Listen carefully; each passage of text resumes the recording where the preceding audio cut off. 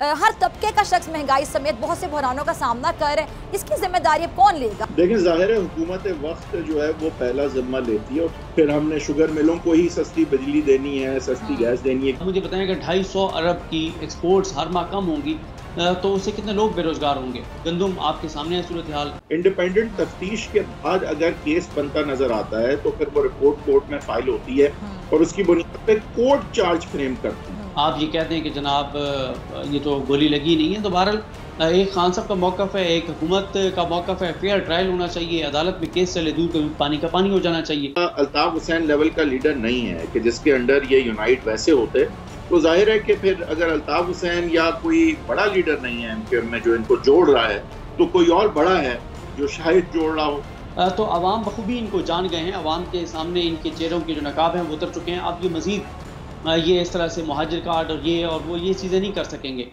Subscribe करें और bell दबाएं ताकि कोई खबर रह न जाए।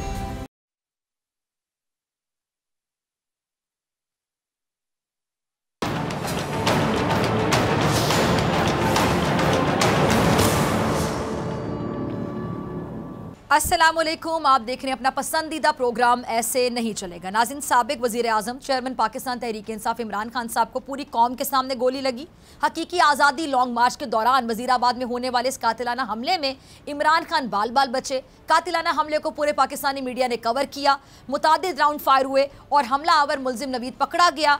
30 मिनट में इकबाल जुर्म भी कर लिया और ये वीडियो पूरे मीडिया पर चल पड़ी, जिसके बाद मुल्क का सबसे मकबूल सियासी लीडर और वज़ीर आज़म रहने वाला शख्स इतना बेबस कर दिया गया कि उस हमले की FIR दर्ज नहीं करवा सका।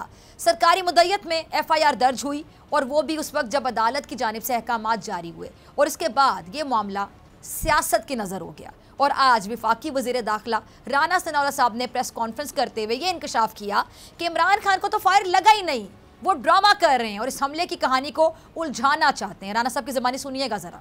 और सुना आपने, और राना सनाउल्लाह साहब की प्रेस कॉन्फ्रेंस के बाद इमरान खान साहब ने वीडियो लिंक के ज़रिए प्रेस कॉन्फ्रेंस की। कातिलाना हमले के बारे में एक बार फिर कौम को आगाह किया। कहा कि मुलजिम नवीद जो है तरबियत याफ्ता था। हमले में 1 से ज़्यादा पिस्टल से फायर हुए और हमले में 2 किस्म का असलहा इस्तेमाल हुआ और सामने से भी फायर हुआ। क्या कहा था खान साहब ने, ज़रा सुनिएगा। जी तो सुना आपने, वज़ीराबाद हमले का मामला अदालत में चल रहा है, लेकिन बज़ाहिर ऐसा लग रहा है कि जैसे अब ये सियासत की नज़र हो चुका है। अब दूसरी जानिब मुल्क और कौम शदीद सियासी और माशी बहरान का शिकार हैं और मौजूदा हुकूमत का रवैया इंतहाई गैर संजीदा है। मुल्क के तमाम तर मसाइल पर से पुश रख कर PDM जमातें सिर्फ और सिर्फ इमरान खान की साख को मुतासर करने, उनकी किरदार कुशी में लगी हुई है और अपनी नाअहली और नाकामियों का मलबा भी सिर्फ एक आदमी पर डाल रही है जिसका नाम है इमरान खान, के जैसे हर मसले की जड़ इनके लिए सिर्फ इमरान खान ही है। अच्छा, मुल्क में हर रोज़ एक नया बहरान जन्म ले रहा है, पहले से ज्यादा शिद्दत इख्तियार करता जा रहा है। गंदम आटे का बहरान अवाम की चीखें निकाल रहा है। मुल्क के मुख्तलिफ शहरों में आटा मनमानी कीमतों पर फरोख्त किया जा रहा है। इस हवाले से अवाम क्या कह रही है, जानिए हमारे सेगमेंट बोल अवाम बोल में। फिर मेहमानों की तरफ चलते हैं। आटे ने भी इतनी कीमतें बढ़ा दी हैं कि गरीबों के लिए बहुत ज़्यादा मुश्किल हो गया है। अब वो एक इंसान अगर 100 रुपये रोज़ का कमाता है तो वो कहाँ से वो इतना आटा खरीद सकेगा, अपने घर को कैसे चला सकेगा। अभी देखो मैं हॉस्पिटल से दवाई कितनी महंगी हो गई, आटा चीनी गरीब की जो है ना बस की बात नहीं है। बहुत महंगा मिल रहा है आटा, बहुत ज़्यादा महंगा। मजदूर आदमी है, बहुत मुश्किल हुआ काम चलाना, बहुत मुश्किल है। तो आटा मेरे तो हिसाब से लास्ट गवर्नमेंट के मुताबिक आज ज़्यादा महंगा। हम कैसे सर्वाइव करेंगे? आगे हमने ग्रो करना, हमारा फ्यूचर है, हम इन हालातों में हम कैसे सर्वाइव करेंगे? आटा महंगा ही है, सस्ता कहाँ है। हर चीज़ गरीब की पहुंच से दूर हो गई है, बहुत महंगा चल रहा है। जबकि ये हुकूमत तब्दील हुई है ना, बेड़ा गर्क हुआ है। तो हमारा वज़ीर आज़म को यही पैगाम है कि अवाम को तरसाए ना रुलाए, एक ही दफ़ा बता दे कि देना है या नहीं।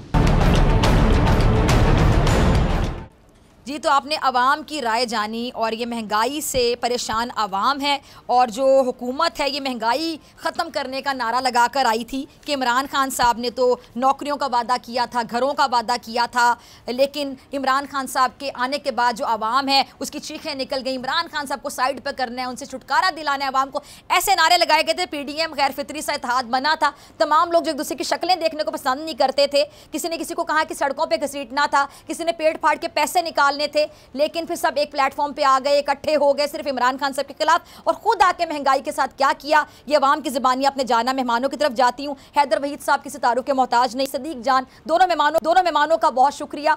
सबसे पहले मैं आपकी तरफ आना चाहूँगी हैदर वहीद साहब, ये जो महंगाई का नारा लगाकर ये लोग आए थे कि महंगाई से जान छुड़वानी है, पाकिस्तान का आम आदमी परेशान है, अब ये जो हालात हैं ये तो आ गए फिर इमरान खान साहब को साइडलाइन करके रिजीम चेंज के बाद, अब जो सिर्फ गरीब तबका नहीं बल्कि मिडिल क्लास लोग, हर तबके का शख्स महंगाई समेत बहुत से बहरानों का सामना कर रहे हैं, इसकी जिम्मेदारी अब कौन लेगा? आपको क्या लग रहा है, ये लोग बरी जमा हो जाएंगे?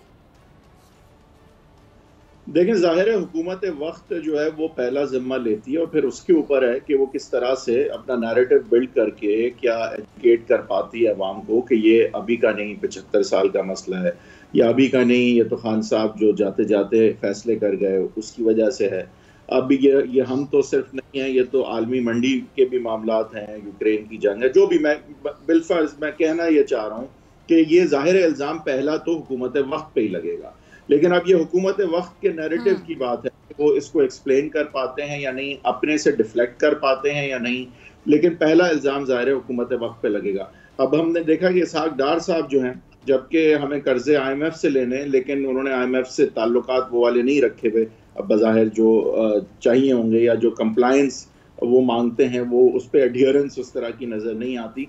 तो हम अभी एक मसले में हैं कि जहाँ हमें चाहिए पैसे, कर्जा जो है वो वापस करने का है, उतने पैसे हैं नहीं, और ये पैसे कहाँ से आएंगे? और अगर ये टीके लगते भी गए तो एक दिन, क्योंकि हम टीके लगा रहे हैं, मजीद जब कर्जा लेते हैं और या उसे आगे रोल फॉरवर्ड भी करते हैं तो आइंदा भी पैसा ये देना तो होता है ना, और मजीद फिर सूद के साथ देना होता है।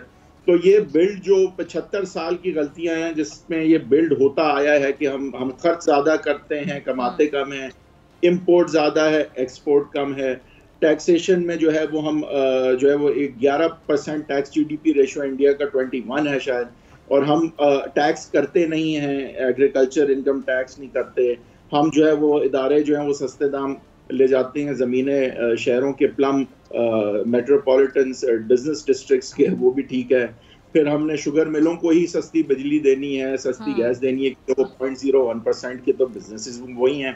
तो देखिए, हमें अपने IT मिडिल क्लास और हमारा जो एग्री का है उसे अगर हमने डेवलप नहीं किया, अगर ये इरिगेशन सिस्टम जो है वो रिवैम्प नहीं हुआ, तो आप समझ लें कि ये फिर टीके भी लगने से काम होगा नहीं। तो ये बड़े फंडामेंटल मसले भी हैं। मिलियन पीपल एवरी ईयर, वो इंफ्रास्ट्रक्चर हमारा नहीं है, कौन नौकरियां देगा, कौन स्कूल बनाएगा इनके लिए? तो ये सारे हालात में drastic decisions have to be made. अभी ये हुकूमत कहती है इसने मुश्किल फैसले किए, अभी तो जो मुश्किल फैसले करने वो तो अभी शुरू भी नहीं हुए। ठीक है जी। सदीक जान, आपकी तरफ आना चाहूँगी। जैसे कि हैदर वहीद साहब ने कहा मुश्किल फ़ैसले अभी शुरू नहीं हुए हैं। वैसे बाकी शहबाज शरीफ साहब ने तो कपड़े बेचने का दावा भी किया था, दिल पे पत्थर रख के बड़े बड़े फ़ैसले किए थे, अवाम से अभी भी कुर्बानी मांग रहे हैं। सदीक, पता नहीं अवाम बेचारी कितनी कुर्बानी दे, अवाम कुर्बानियाँ तो दे रही है। अच्छा, बहुत से जो माहिरीन मईशत है मुल्क को डिफ़ॉल्ट ज़्यादा करार दे चुके हैं, कह रहे हैं कि जी सिर्फ ऐलान होना बाकी है कि मुल्क दिवालिया हो चुका है, और वज़ीर ख़जाना सब दावा करते हैं कि मुल्क डिफ़ॉल्ट नहीं होगा। अच्छा, मैं दोनों के दावों को साइड पर रखती हूँ सदीक जान, सिर्फ इतना बता दें कि वो आम आदमी जिसकी इनकम 25,000 रुपये है वो कैसे गुजारा कर सकता है? क्योंकि जो 1 लाख रुपया भी कमा रहा है, 1.5 लाख रुपया भी कमा रहा है, इन हालात में तो बेचारा वो भी रो रहा है। देखें, हैदर वहीद साहब ने ज़बरदस्त अंदाज से वो सारे जो इस वक्त इशूज़ हैं उनकी बात की। उनकी बात को मैं आगे बढ़ाऊंगा कि इस वक्त देखें, हम एक ज़राई मुल्क हैं, लेकिन हम $2 अरब की हर माह ग़ज़ाई अजनास जो है वो इम्पोर्ट कर रहे हैं। इसके अलावा टेक्सटाइल, आपने देखा कि हमारी टेक्सटाइल इंडस्ट्री कहाँ चली गई थी, लेकिन अब टेक्सटाइल इंडस्ट्री ने ये कहा है कि जो इस वक्त सूरत हाल है वो ये है कि $1 अरब यानी तकरीबन 250 अरब माहाना की एक्सपोर्ट्स जो है वो कम होंगी। अब मुझे बताएं कि 250 अरब की एक्सपोर्ट्स हर माह कम होंगी तो उससे कितने लोग बेरोज़गार होंगे। फिर इसी तरह से आप देख लें कि आटा, गंदम आपके सामने है सूरत हाल, आपके सामने चिकन की सूरत हाल आपके सामने है, मुर्गी का रेट आपके सामने है। तो बेसिक्स जो हैं, जो लोगों की ज़रूरियात ज़िंदगी हैं, उनकी सूरत हाल आपके सामने है। मैं 2 दिन पहले भी अपने प्रोग्राम में जिक्र कर रहा था कि अभी जब मैं कुछ शहरों में गया, विज़िट करके आया, तो देखा और पता चला कि इस वक्त बहुत शदीद बहरान है आटे का, और सरकारी रेट के ऊपर जो गरीब लोग आटा लेना चाहते हैं उनको पूरा दिन लाइनों में लगना पड़ता है। सुबह 6 बजे जाके लाइन बना लेते हैं, वो कभी 10 बजे आटा आता है, कभी 11 बजे आता है, कभी 12 बजे आता है, कभी 2 बजे आता है, और ऐसा नहीं होता कि जितने लोग लाइन में लगे होते हैं सबको वो आटा मिल जाता है। हो सकता है आधी लाइन तक पहुंचे और उसके बाद आटे खत्म हो जाए। तो ये हालात हैं और हमारी सियासी जमातें बदकिस्मती से ये एहसास नहीं कर रही कि अवाम की क्या सूरत हाल है, ना हमारे इदारे इस चीज़ का इदराक कर रहे हैं। सब अपनी अपनी गेमों में लगे हुए हैं और आम आदमी जो है वो सफ़र कर रहा है और उसकी आम आदमी की सूरत हाल बहुत ही ज़्यादा ख़राब है। बिल्कुल। अच्छा, आपकी तरफ आऊँगी हैदर वहीद साहब। ये जो आज राना सनाउल्लाह साहब ने इमरान खान साहब पे होने वाले हमले को ड्रामा करार देते हुए कहा है कि जी उनको कोई फायर लगा ही नहीं है, तो इस बात की आपको क्या समझ आ रही है? सबके सामने ये जो हुआ, उन पर हमला हुआ, फिर मीडिया ने कवर किया, फिर इमरान खान साहब की बाद में बहुत से सहाफ़ियों से भी मुलाकात हुई। सदीक जान, आप भी उस मुलाकात में गए थे, ज़मान पार्क में भी गई थी। तो इमरान खान साहब मतलब इतना ड्रामा को कैसे कर सकता और क्यों करेगा ड्रामा? ये जो ड्रामा करार दे रहे हैं, ये जब अवाम के मैंडेट पर डाका मारा गया, साजिशें करना, बैरूनी मुदाखलत करना, रजीम चेंज करना, किसी को कॉर्नर करने की, हमारे पंजाबी में कहते हैं खुड्डे लाइन लगाने की कोशिश करना, ये सब ड्रामे से कम है क्या हैदर वहीद साहब? देखें, मेरा इशू ये नहीं है कि खान साहब क्या इतना ड्रामा कर सकते हैं या नहीं। ड्रामा तो बहुत बड़ा बड़ा कर भी सकते हैं, लेकिन मेरा ये कहना होगा, पूछना होगा कि तफ्तीशी अमल जो है उसमें फिर ये बात निकलनी चाहिए कि उन्होंने ये ड्रामा किया, उन्हें कोई गोली नहीं लगी। ये फिर तफ्तीश के बाद वाज़े बात ये इस तरह क्यों नहीं हो रही? और फिर ऐसी तफ्तीश में ये बात इस तरह से वाज़े होनी चाहिए थी कि फिर आगे जो चार्ज फ्रेम होके फिर मुकदमा जो चलना है तो वो उसमें उसकी अक्कासी हो।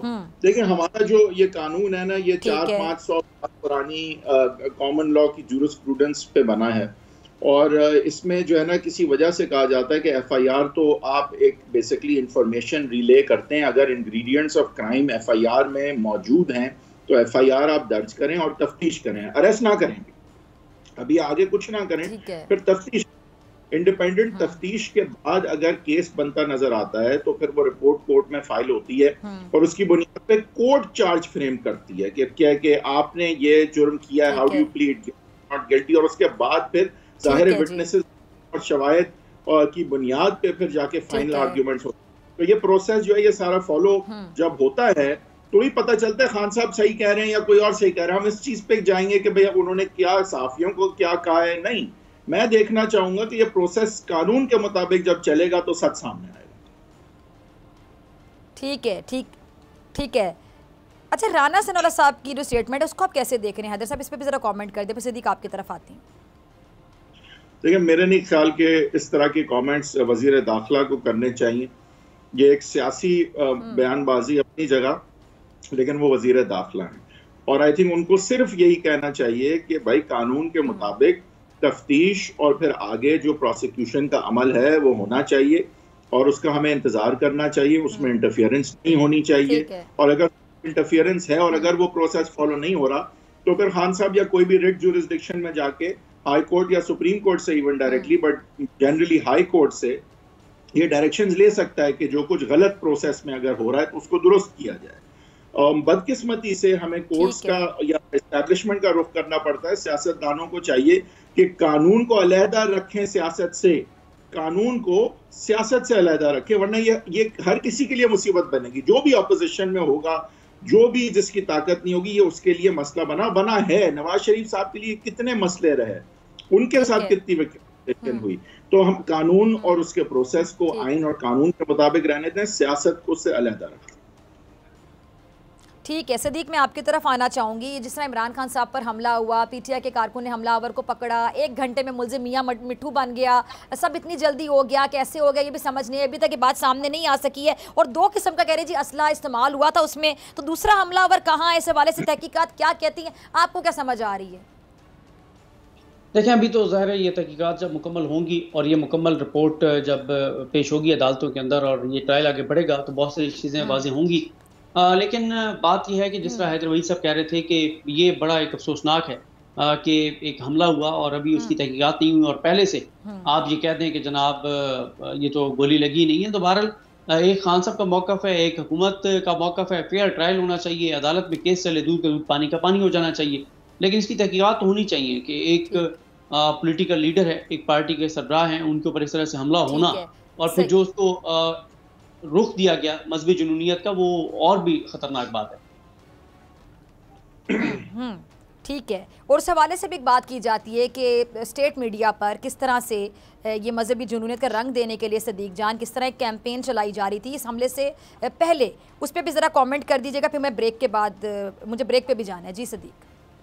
देखिए, ये बहुत एक शर्मनाक चीज़ थी कि जिस तरह से एक वीडियो क्लिप तैयार किया गया, उसमें इमरान खान साहब पर तौहीन मज़हब, तौहीन रिसालत, तौहीन सहाबा, तौहीन अहले बैत और बहुत से इल्ज़ामात इस तरह के लगाए गए। और उसके बाद उसका टाइटल ये दिया गया कि क्या कोई मुसलमान ये चीज़ बर्दाश्त कर सकता है। और उस क्लिप को फिर जैसे वायरल किया गया और फिर हमारे स्टेट टेलीविज़न के ऊपर, PTV के ऊपर बैठकर प्रेस कॉन्फ्रेंसेस की गई, दिखाया गया, पूरे मीडिया ने ये प्रेस कॉन्फ्रेंसेस दिखाई। तो ये बहुत ही अफसोसनाक है। इस तरह से आप उभार रहे हैं मजहबी जुनूनियत को, इंतहा पसंदी को आप बढ़ा रहे हैं कि आप कुछ क्लिप्स दिखा के और ये कह रहे हैं कि ये इन्होंने कर दिया, तो आप बताएं क्या कोई मुसलमान ये बर्दाश्त कर सकता है। और उसके बाद फिर ये हमला हो जाता है। अगर ये बात मान ली जाए कि ये हमला बिल्कुल जो है वो दुरुस्त, इस मौक़िफ़ को मान लिया जाए कि वो मजहबी जुनूनी था, तो फिर इसका मतलब है कि फिर वो मजहबी जुनूनी को भड़काने वाले तो वो लोग थे जो प्रेस कॉन्फ्रेंस कर रहे थे। मुझे ब्रेक का कहा जा रहा है। ठीक है जी, दोनों मेहमान मेरे साथ मौजूद हैं, वक्त हुआ ब्रेक का। लेकिन ब्रेक पे जाने से पहले आपको बताऊं कि कहा जाता है कि फ़नकार माशरे के अक्कास होते हैं, मगर भारत के मारूफ फ़नकारों की अक्कासी पर भारतीय इंतहा पसंद बजरंग दल आपते से बाहर हो गए और मोदी की भड़काई आग में अब भारत खुद जलने लग चुका है। और इसी पर हमारा सेगमेंट है शर्म तुमको मगर नहीं आती। देखिए, मिलते हैं शॉर्ट ब्रेक के बाद।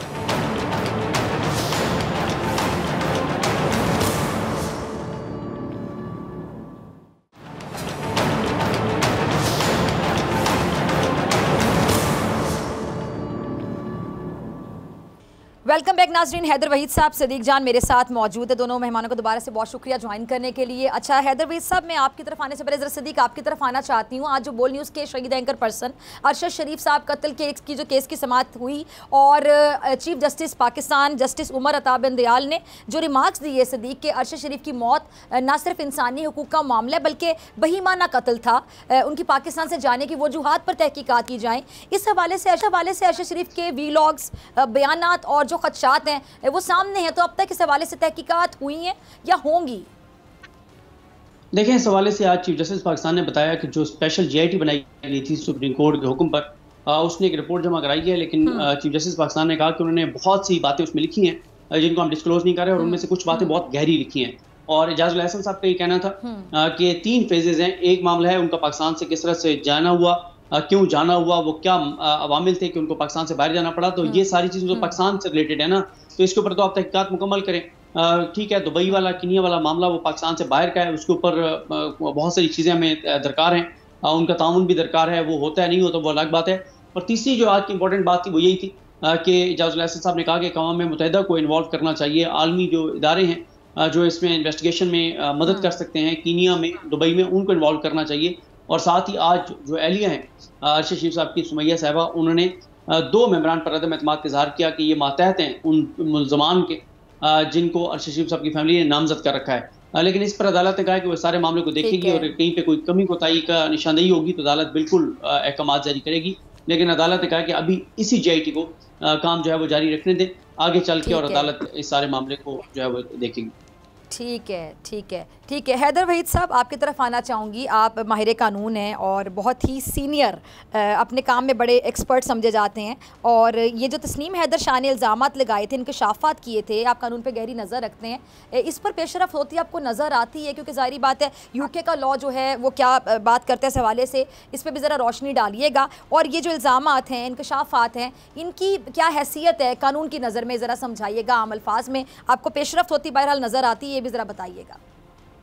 ये आप उनकी बात कर रही हैं जिन्होंने इल्जाम लगाया था कि तस्नीम है जी बिल्कुल जी इमरान खान के जो है वो असैसिनेशन नवाज साहब मुलव्वस है, ये इल्जाम जो लगा रहे थे साहब, बिल्कुल उन्हीं की बात कर रहे हैं। जी ये बहुत ही संगीन इल्जाम है और इस संगीन इल्जाम को के बाद पुलिस जो है वो उस हवाले से तफ्तीश जब भी कर सकती है अगर उसको कोई शवाहिद कोई चीज़ ऐसी नज़र आए कि यहाँ तफ्तीश करने का कुछ बनता है। इसमें पहले तो इन्हीं साहब से पुलिस को पूछना चाहिए कि भाई आप ये किस बुनियाद पे कह रहे हैं, आप शवाहिद दें, आप बताएं कि आप ये किस बुनियाद पे बात कर रहे हैं।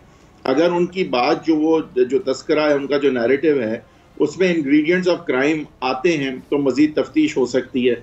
तो अब ये तो मुझे तो यहाँ तक ये बात जो है वो लग ये रही है कि वो उस वक्त जब चीफ अवामी स्टाफ की तैनाती की बात थी तो इस तरह की फुलझड़ी छोड़ दी गई। अब क्या वो उससे लिंक थी या नहीं, जाहिर है मैं तो नहीं कह सकता, लेकिन तफ्तीश में ये भी देखना पड़ेगा कि ये इल्जाम उस वक्त जो लगता है तो फिर इसके पीछे अगर कोई शवाहिद नहीं, क्योंकि आगे तो कुछ भी नहीं अभी सामने आया हमारे, तो इसीलिए पुलिस ने वहां पे कोई एक क्रिमिनल केस दर्ज नहीं किया है। और मियां साहब जो है वो जाहिर इतनी लिफ्ट नहीं कराना चाहेंगे इंसाफ को कि इनके खिलाफ जो है वो डेफेमेशन का केस करें या उस तरह आगे बढ़ें। तो इसलिए ये चीज जो है वो मियां साहब के लिए करना बेहतर है सियासी तौर पे, और इन साहब के पास कोई शवाहिद है नहीं कि ये कानूनी तौर पे आगे लेके बात को जा सकें, तो इसलिए बात मेरे ख्याल से जो है यहीं पड़ी रहेगी। अब सियासी तौर पे इसे कोई इस्तेमाल कर सके तो करे, मुझे लगता कि इट हैज एनी टीथ। ठीक है। अच्छा सदीक जान, ये जो पंजाब की सियासत में और ये वहाँ पकने वाली जो खिचड़ी है वो सबके सामने है। ये जो पीडीएम ने खैर बहरहाल असम्बली तहलील उन्होंने से फिलहाल बचा ली है, तो एतमाद के वोट के बाद आपको लगता है कि पीटीआई के प्लान में कोई तब्दीली आएगी या फिर पंजाब और केपी के असम्बली जो है वो तहलील होकर ही रहेगी, इसकी तहलील यकीनी नज़र आती है? देखें ये अब ये बड़ा सवाल है, क्योंकि इससे पहले तो इमरान खान साहब वाज़ेह तौर पर कह रहे थे कि असम्बली में तहलील कर देंगे। अब एक तो इसमें जो अब तक नज़र आ रहा है वो यही है कि परवेज़ इलाही साहब के लिए बड़ा मुश्किल है कि वे एतमाद पर वोट ले सकें, कि 186 मेम्बरान जो है वो इंटैक्ट रहें और मुकम्मल हों और उस दिन वो तमाम आएँ, ये तो मुश्किल लगता है। लेकिन दूसरी तरफ ये भी बड़ा मुश्किल है कि रन ऑफ इलेक्शन में जो पीडीएम है उनके पास तादाद ज़्यादा हो, नून लीग और उनके तहादियों के पास, क्योंकि उसमें वजह यह है कि जो पीटीआई के एमपीएस हैं वो अगर ये 8-10 तोड़ते हैं और जिनको ये कहें कि आप एब्सटेन करें उस दिन ना आए, तब जाके उनकी तादाद रन ऑफ में जो है वो बढ़ती है। और दूसरी तरफ उनको अपने भी 180 पूरे करने पड़ेंगे। आज भी आपने देखा कि एक आज़ाद एमपी जो हैं वो शामिल हो गए तहरीक इंसाफ में, क्योंकि इस वक्त पंजाब में नज़र आ रहा है कि नून लीग अपनी जो ये कारकर्दगी है जो इस वक्त वफाकी हुकूमत में, उसकी वजह से इस वक्त अनपॉपुलर है, और तहरीक इंसाफ इस वक्त पंजाब में हॉट फेवरेट है। तो जाहिर है कौन इस वक्त तहरीक इंसाफ को छोड़ के नून लीग में जाना चाहेगा। तो ये एतमाद का लेना, वोट लेना जितना परवेज़ इलाही साहब के लिए मुश्किल है, उससे ज़्यादा रन ऑफ इलेक्शन में पीडीएम का तादाद ज़्यादा दिखाना बड़ा मुश्किल है।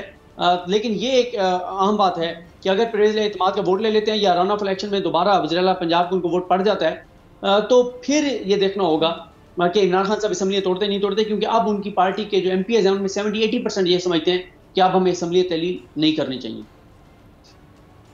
ठीक है जी, हैदर भाई साहब आपकी तरफ आना चाहूँगी। कराची के मामलात पे मेरे ख्याल से आप बहुत गहरी नज़र रखते होंगे। सिंध में जो एमकेएम है ये मुतहरक हो रही है, जो मुख्तलिफ धड़े हैं ये एक पेज पर आ रहे हैं। कल कामरान टिसोरी गवर्नर सिंध साहब मेरे साथ प्रोग्राम में मौजूद थे, मैंने उनसे भी सवाल पूछा कि आपके बारे में एक तासुर है कि जैसे शायद ये जो आप एक पेज पर लाने की एफर्ट कर रहे हैं ये डोरियाँ कहीं और से हिलाई जा रही हैं, तो आप इस बारे में क्या समझते हैं कि जो मुख्तलिफ धड़े इकट्ठे हो रहे हैं एक पेज पर आ रहे हैं? मेरे लिए वो कॉन्फिडेंट थे, उन्होंने कहा कि ये होगा, सब इकट्ठे होंगे, और ये धड़ों की सियासी नाकामी के बाद एक बड़ी कामयाबी आप समझते हैं? ये अपना वोट बैंक मजबूत करेंगे आगे जाके? क्योंकि बहरहाल कराची की आवाम की अगर बात की जाए तो बड़ी इनसे बददिल है, नाराज़ है, नाला है, क्योंकि ये डिलीवर नहीं कर सके हैं। और ये जो कटी पतंग है इसकी डोर वाकई कहीं और से हिलाई जा रही है, आपका तजिया क्या कहता है? देखिए, कराची की सियासत पे गहरी नज़र रखने की वजह से आबदीदा ही रहा हूँ कई दहाइयों से, क्योंकि जिस तरह की सियासत यहाँ रही है और गवर्नेंस रही है तो बड़ा मुश्किल है उसके बाद कोई बहुत ज़्यादा तारीफ करना। लेकिन आपका सवाल का जवाब इस तरह से दूंगा कि देखें, एमक्यूएम के जो धड़े हैं उनका जिस नहज बात पहुँच गई थी, और क्योंकि कोई क्लियर लीडर नहीं है, खालिद मकबूल साहब ज़ाहिर रिटेन होंगे एज कन्वीनर, लेकिन कोई उस तरह अल्ताफ हुसैन लेवल का लीडर नहीं है कि जिसके अंडर ये यूनाइट वैसे होते। तो जाहिर है कि फिर अगर अल्ताफ हुसैन या कोई बड़ा लीडर नहीं है एमक्यूएम में जो इनको जोड़ रहा है, तो कोई और बड़ा है जो शायद जोड़ रहा हो। तो क्योंकि कहीं ना कहीं से वो मैग्नेट या जो वो पुश है कि आप जुड़ें, और तो वो वहीं से आ सकता है कि जिसको कि इनके जुड़ने से कोई फायदा हो रहा हो, यानी किसी और को फिर नुकसान हो रहा हो। लेकिन क्या ये नुकसान खान साहब को हो पाएगा? मेरे ख्याल से इस वक्त एमक्यूएम जो है ना वो एक ऐसा ब्रांड है जो बिल्कुल चिंगारी नहीं पकड़े हुए, बिल्कुल भी नहीं। लेकिन ये भी बात दुरुस्त है कि बल्दिया टाउन के इलेक्शन में देखा कि 6700 या कुछ एमक्यूएम के वोट थे, तो 8,900 जो भी मुस्तफ़ा कमाल के थे, और जीतने वाले जो हैं वो पीपल्स पार्टी के और इवन मिफ्ता साहब के आई थिंक 15-16 हज़ार वोट थे। यानी कि एमक्यूएम इन द गेम आ जाती है जब दोनों के वोट जो है वो जुड़ते हैं। लेकिन साथ साथ हमने देखा है कि असल फैक्टर ये नहीं है, क्योंकि ये जहाँ जुड़े भी हैं वहां भी हारे हैं इमरान खान। लेकिन ये हमने जो देखा, जो असल फैक्टर है वो ये कि 10% टर्नआउट पे कराची में इलेक्शन हो रहा है, जेन्युइन इलेक्शन भी है या नहीं। तो ये जो बॉयकॉट की कॉल है उसको तो कोई फर्क पड़ेगा नहीं इनके जुड़ने से, जो बज़ाहिर अभी लगता है। तो फिर बहुत ज्यादा फर्क मैं देख नहीं रहा। मैं नहीं समझता कि ये खान साहब की कराची में जो पोजीशन है उसको बहुत ज्यादा जो है वो उस पर असरअंदाज हो सकेंगे। ठीक है, जिस हवाले से सदीक में आपका भी कॉमेंट ब्रेक का कहा जा रहा है, ब्रेक के बाद मुलाकात होगी।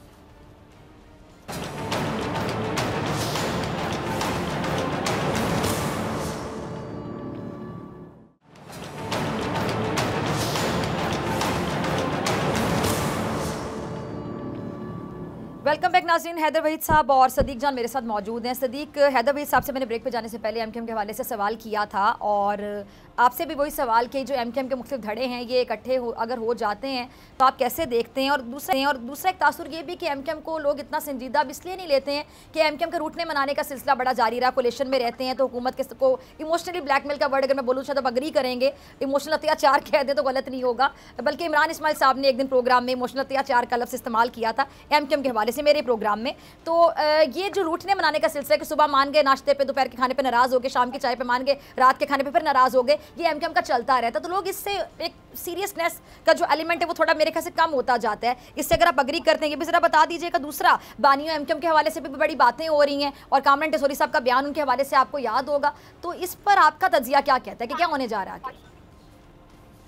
देखें, एक तो ज़ाहिर है ये इकट्ठे हो नहीं रहे, इकट्ठे किए जा रहे हैं, लेकिन इससे इनको कितना फायदा होगा? जैसे हैदर वहीद साहब ने कहा कि अगर यानी डोर कहीं और से हिलाई जा रही है आपके मुताबिक।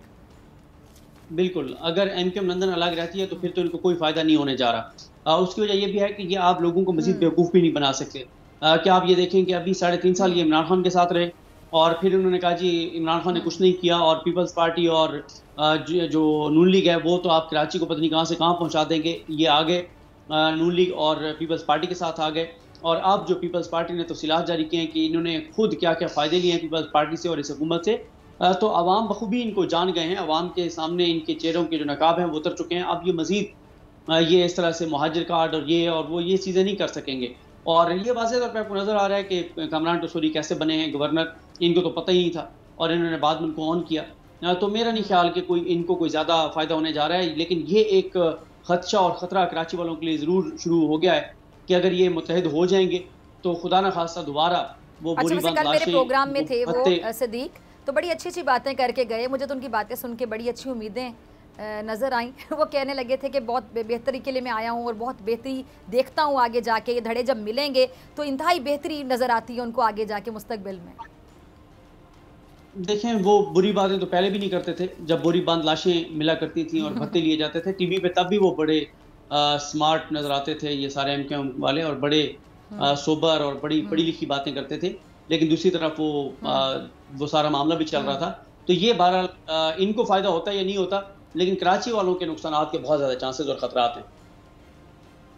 ठीक है जी। अच्छा, मैं आपकी तरफ आऊँगी हैदर वहीद साहब। ये जो इंतखाबात हैं, बिलावल साहब ने भी प्रेस कॉन्फ्रेंस की बड़ी तवील, उन्होंने कहा कि जो इंतखाबात है वक्त पर होने चाहिए। तो फिर आप क्या देखते हैं कि 2023 आम इंतखाबात का साल होगा और आगे क्या देख रहे हैं आप इस हवाले से, क्या कहेंगे? जी, मुझे तो इंतखाबात शुरू से ही वक्त पे ही होते नज़र आ रहे हैं। इंतखाबात वक्त पे सिर्फ एक सूरत में नहीं होते और वो सूरत अभी मौजूद नहीं है। तो अब खान साहब जो है वो रोडों पे निकल के तो इंतखाबात नहीं ले सकते थे और ना वो ले पाए। जहाँ जहाँ इंतखाब होने थे वो जीते और जहाँ जहाँ अब ड्यू है वो हो नहीं रहे क्योंकि वो जीते हैं। और प्रॉब्लम यही है कि ये तो दुरुस्त थी कि खान साहब जो है वो जो भी उनका कहना है वो ज़बरदस्ती नहीं ले सकते इंतखाबात, लेकिन जो ड्यू हैं वो तो कराएं। और ये बात बिल्कुल गलत है कि जो इलेक्शंस ऑलरेडी ड्यू हैं उनको नहीं कराया जा रहा, लेकिन इलेक्शन जो नेशनल जनरल इलेक्शंस हैं उनको बिल्कुल अपने वक्त पे ही होना चाहिए। और अगर वक्त पे ना होने की कोई दलील थी तो फिर खान साहब की ये थी कि नो कॉन्फिडेंस गैर आइनी और एक साजिश और मुदाखलत है, लेकिन उस चीज़ को वो कानूनी तौर पे नहीं साबित कर सके और वो सियासी रेटरिक ही रह गया। तो इसलिए मेरे ख्याल से अभी इलेक्शन कबल वक्त होने का कोई चांस भी नहीं है और ना खान साहब के जवाब है और ना ये बड़े बड़े जलसे भी ये करवा नहीं पाएंगे। धरने, लॉन्ग मार्च जो भी उन्होंने करके देख लिया, ऐसा नहीं होगा। ठीक है। अच्छा सदीक, मैं आपके तरफ आऊँगी। सिद्दीक, आप भी ज़रा बता दीजिएगा, आपको इंतखाबात कब नज़र आते हैं? कबल इस वक्त तो नज़र नहीं आ रहे, आगे जाके कहाँ नज़र आते हैं? और इमरान खान साहब के लिए टफ टाइम नज़र आता है आपको? जिस तरह नाअहली के हवाले से पहले बातें होती रही, गिरफ्तारी के हवाले से भी बातें होती रही। राना सनाउल्लाह साहब मेरे प्रोग्राम में 2-3 बार आए, उन्होंने भी बड़े कॉन्फिडेंस से बोला। बल्कि एक बात मैं यहाँ कोट करना चाहूँगी राना साहब की, सिद्दीक फिर आपका जवाब चाहूँगी कि राना सनाउल्लाह साहब से मैंने पूछा कि अगर इमरान खान साहब को गिरफ्तार किया जाता है, ऐसा कोई चांस है, तो फिर हालात क्या देखते हैं, इंतशार देखते हैं? उन्होंने कहा ये तो अपने घरों से भी बाहर नहीं निकलेंगे PTI वाले। तो मैंने रोक कर पूछा कि उनके लीडर को गिरफ्तार कर लिया जाएगा तो आपकी कैलकुलेशन ये कहती है कि घरों से भी बाहर नहीं निकलेंगे, तो आप उनकी इस कैलकुलेशन से अग्रीड हैं अगर खुदा न खास्ता ऐसा होता है? देखें, 2 से 3 बार पहले यहाँ बनी गाला में तैयारी की गई, लेकिन वो तो गिरफ्तारी नहीं हो सकी थी। बहरहाल अब अगर वो करना चाहते हैं तो ये तो जब वो करना चाहेंगे तो उस वक्त के हालात के मुताबिक देखा जाएगा। और साथ ही इसमें एक अहम चीज़ जो है वो इससे पहले जो आपका सवाल था वो शायद था, दोबारा सवाल आप इससे पहले वाला दोहरा दीजिएगा राना, सवाल से पहले वाला। इंतखाबात, हाँ इंतखाबात के हवाले से। जी बिल्कुल। इमरान खान साहब को ये लगता है कि अगर वो 2 असम्बली तहलील कर देंगे तो हर सूरत में मामला जो है वो आम इंतखाबात की तरफ जाएंगे। फिर ये हो नहीं सकता कि 2 सूबों के इंतखाबात हो जाएं और कौमी असम्बली के इंतखाबात ना हों। दूसरा, इमरान खान साहब को ये लगता है कि जो मुल्क की मुआशी सूरत हाल है, अल्टीमेटली इस्टेब्लिशमेंट इस नतीजे पर पहुंचेगी कि मामलात इलेक्शन की तरफ लेकर जाने चाहिए, ताकि 5 साल के मैंडेट लेकर एक हुकूमत आए और IMF भी उससे बात करे, दोस्त मुल्क भी उससे बात करे और कॉन्फिडेंस हो, एक ये जो अनसर्टेनिटी है, ये जो सारा टर्माइल है, ये खत्म हो। तो उनको ये लगता है कि ये मुआशी तौर पे ये हुकूमत निकाल नहीं पाएगी मुल्क को बुरान से और इस्टेब्लिशमेंट अल्टीमेटली इलेक्शन की तरफ जाएगी। ठीक है जी, हैदर वहीद साहब, सिद्दीक जान, आप दोनों का बहुत शुक्रिया। मुझे क्लोजिंग कहा जा रहा है, दोनों मेहमानों का बहुत शुक्रिया। इसी के साथ मुझे दीजिए इजाज़त, आपसे मुलाकात होगी इंशाल्लाह पीर के रोज़, सेम टाइम सेम चैनल। अगर ज़िंदगी ने वफा की, दुआओं में याद रखेगा, अपना बहुत ख्याल रखेगा। अल्लाह निगहबान।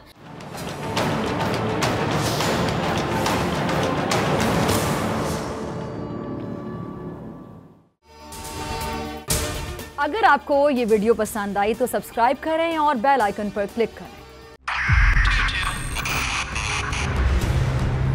2022 बहुत सारे तोहफे भी देके गया पाकिस्तान की आवाम को। पाकिस्तान की आवाम को एक तोहफा ये दिया कि आवाम को पता चल गया कि पाकिस्तान का मीडिया क्या है। हक और सच का सफर साल 2022 में बोल रहा नंबर 1। हमने बहुत सारे शोज और ट्रांसमिशंस की, पूरा साल मुसलसल जदोजहद में निकल गया कि ये वोट ऑफ कॉन्फिडेंस के पीछे कौन लोग थे। तोड़े रेटिंग के सभी रिकॉर्ड, सोशल मीडिया पर भी सबसे ज्यादा तेजी से 2.4 बिलियन व्यूज का संगे मील अबूर किया। एंकर्स को भी आवाम में सबसे ज्यादा मकबूलियत मिली और सोशल मीडिया पर भी बोल रहा सब पर भारी। सब्सक्राइब करें और बेल दबाएं ताकि कोई खबर रह न जाए।